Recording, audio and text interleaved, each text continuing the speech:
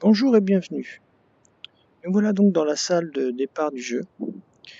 Alors déjà c'est agréable à regarder, on voit un sous-marin grandeur nature, une eau bien réalisée, on est dans un de ces hangars de départ des U-boats qui devait être le long de la côte normande. C'est très sympathique.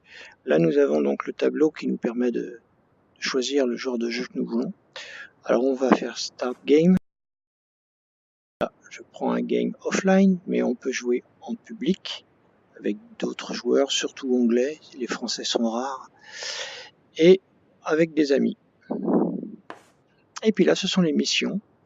Alors, on peut choisir une aide, parce que normalement, quand on décoche tout, ça veut dire qu'on est 4 joueurs. Mais malheureusement, comme je suis tout seul là, je vais mettre quelqu'un qui va s'occuper des moteurs, quelqu'un qui s'occupe de l'alarme, quelqu'un qui s'occupe de l'hydrophone. On va recharger les torpilles aussi. Et puis, j'ai autre chose à faire que de pomper l'eau. Voilà. Pomper l'eau. Alors, on va prendre une petite mission. Pas trop de dénigrer, Voilà, il n'y a pas de méchants qui vont nous lancer des barils.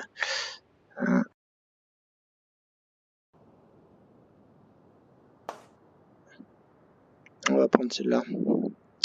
Voilà. Donc là, la mission est choisie. Une difficulté. Bon, là, c'est pas important, c'est juste une démo. Et le jeu démarre. Voilà donc dans la salle de commande. Alors évidemment, il ne faut pas de claustro. Vous voyez, je peux écarter les bras. C'est pas très grand. On a donc une magnifique barre, un beau radar, tout ce qu'il faut pour démarrer, l'état de notre batterie, de l'oxygène. J'essaie de ne pas bouger la tête trop vite. Et ça, c'est pour régler le ballast, l'eau, sortir l'eau, la profondeur. Et une joyeuse alarme qui nous signale qu'il y a un avion qui arrive quelque part. Qu'à cela ne tienne. Ah, c'est pas beau. Voilà dehors. Regardez, l'eau est magnifique. On n'a rien vécu qu'une tête. Un joyeux avion là-bas. Alors je n'ai pas l'endroit idéal. Cette mitrailleuse là nous permettait d'avoir tous les axes, mais voilà. Vite fait, bien fait. Quand on joue en solo, on a le droit à ce petit boîtier là. C'est merveilleux. Ça nous permet donc de déterminer où aller et à quelle vitesse. On démarre. Voilà. Et encore un qui veut se prendre des points dans l'aile. Circuler, il n'y a rien à voir. Bon. Ah, il fait pas beau, Allez, on va plonger.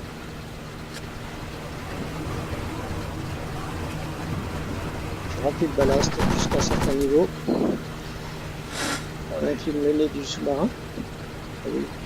Et ça y est, on commence à plonger. Voilà, parfait. Là, on est tranquille par rapport aux avions. Allons visiter la salle d'à côté. Voilà. Ici, c'est l'hydrophone qui permet de repérer le signal ennemi où il y a un bateau. À savoir que chaque bateau, comme je l'avais dit, a sa signature.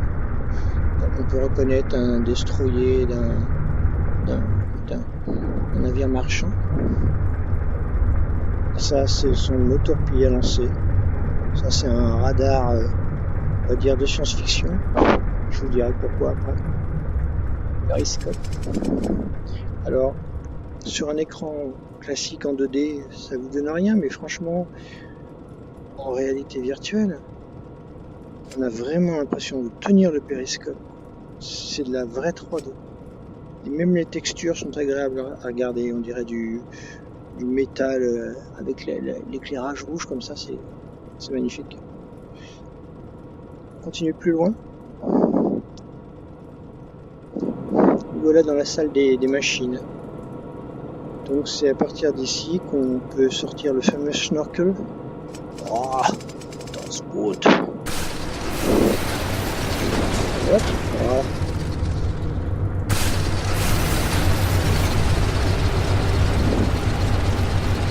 Ça fait du bruit, hein. Allez. Je vais déjà mettre 2 ailes. Là, comme j'ai mis en automatique, je n'ai pas à mettre comme ça, mais ici, il faut régler.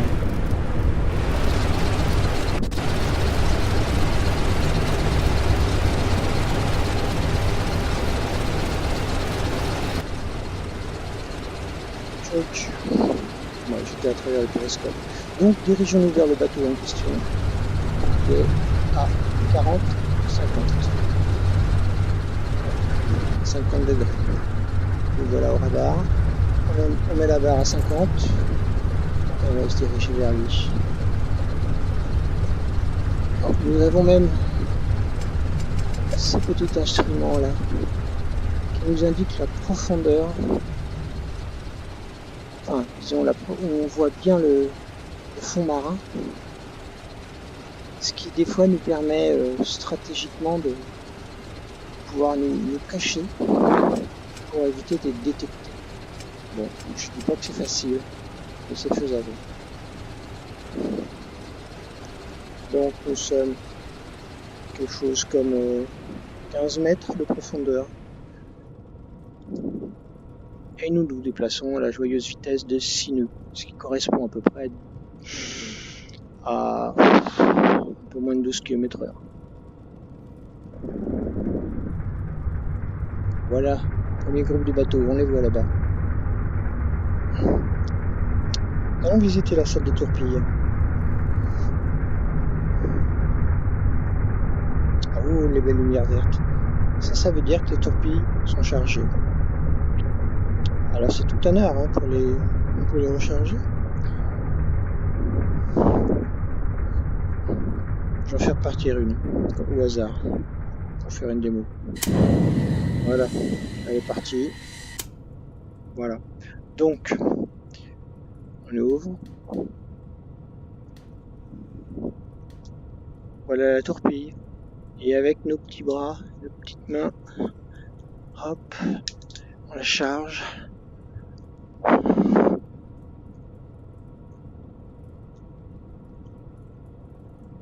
Joli. Des beaux reflets métalliques. C'est plus joli hein, avec le casque qu'à l'écran, à la limite. On referme. On renvoie l'eau. Voilà. Torpille prête.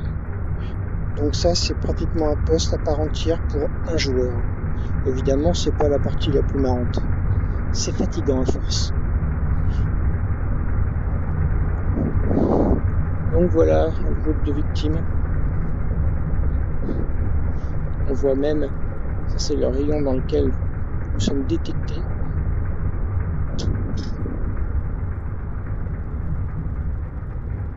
Si je ralentis la vitesse, la détection est moins forte, vous voyez. Voilà, mais là je m'en fous, en l'occurrence. Maintenant, ça c'est le petit outil pour réparer les fuites, quand il y a des fuites.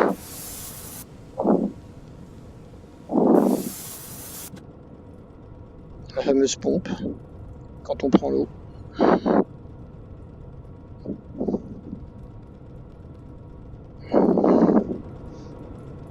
Donc le groupe de bateaux est à 50. Je place donc le périscope à 50 et je le sors. Et youpi, ils sont là. Et là, vous pouvez être sûr, s'il y a un destroyer, il va me repérer. Moi, il est là-bas. Ça, c'est un destroyer. Je peux essayer de le loquer. Voilà. Vous voyez là-bas, la solution de tir est en train d'être calculée. Apparemment. Allez, on va faire un essai pour voir. Boum, une torpille. Vous voyez, il bouge. Oh, le coquin. Alors. Bon, la version complètement utopique du jeu, c'est ça. Évidemment, pendant la Deuxième Guerre, ça n'existait pas, hein, le guidage des torpilles comme ça. Ils ont rajouté ça, à mon avis, c'est juste pour donner un intérêt aux joueurs. Voilà. Boum. Ouais. Il y aurait eu ça pendant la guerre. Ça aurait pas été très joyeux pour les Alliés. Alors, il est là. Bon. Je le laisse venir. Là, comme j'ai mis en rechargement automatique, elle est en train de recharger la torpille. Mais normalement, c'est un joueur qui le fait. Ce jeu, on peut jouer jusqu'à 4, comme je l'ai dit. Allez, je recalcule une solution de tir. Tac, c'est fait. Et je balance 3 torpilles. Là, vous avez entendu le ding. Ça, c'est le destroyer qui a repéré le sous-marin. Oh là là, c'est chaud là. C'est dur.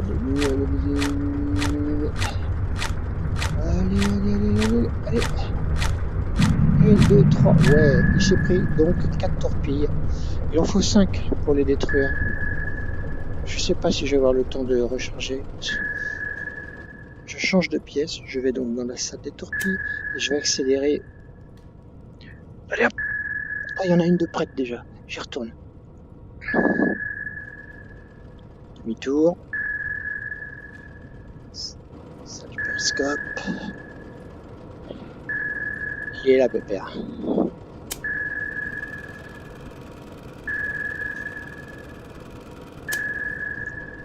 Ah puis non, tiens, je vais le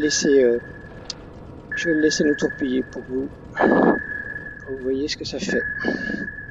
Donc, il faut plonger pour éviter l'arrêt. Change de cap. Écoutez bien les bruits. Ce sont les charges explosives qui lancent à la mer. Chacune est réglée à une certaine profondeur. C'est pour ça qu'on essaye de plonger. Tac. Une fuite. C'est pas grave, il n'y en a qu'une. Alors, on l'a. Oh.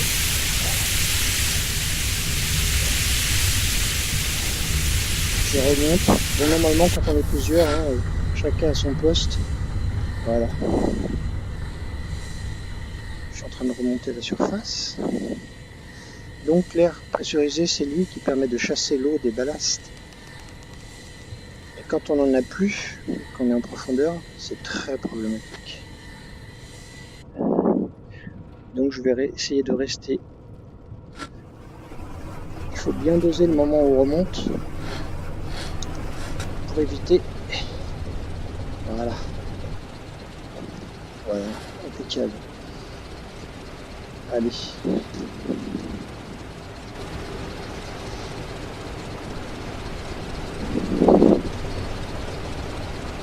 Et voilà.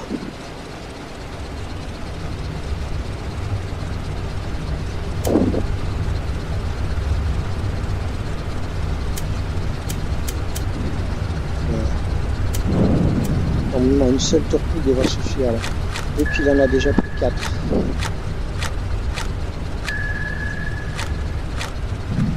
Voilà, détruit.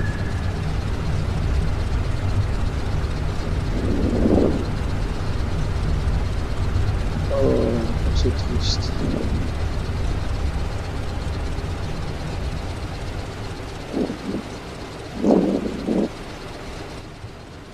Donc le reste de la mission consiste normalement à détruire les bateaux qui sont là-bas. Puis aller en surface.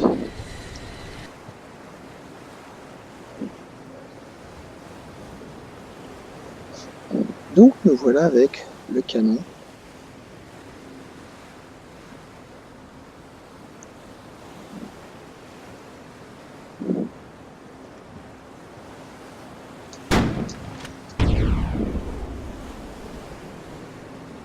Apparemment j'ai touché. Je reprends le but.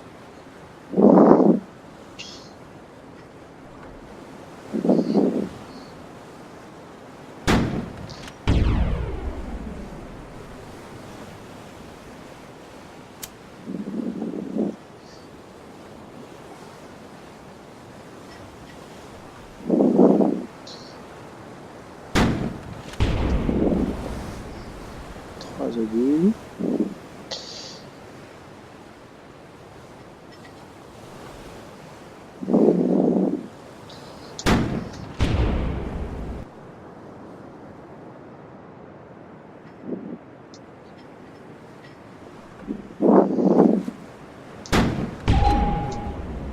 Voilà. Salut!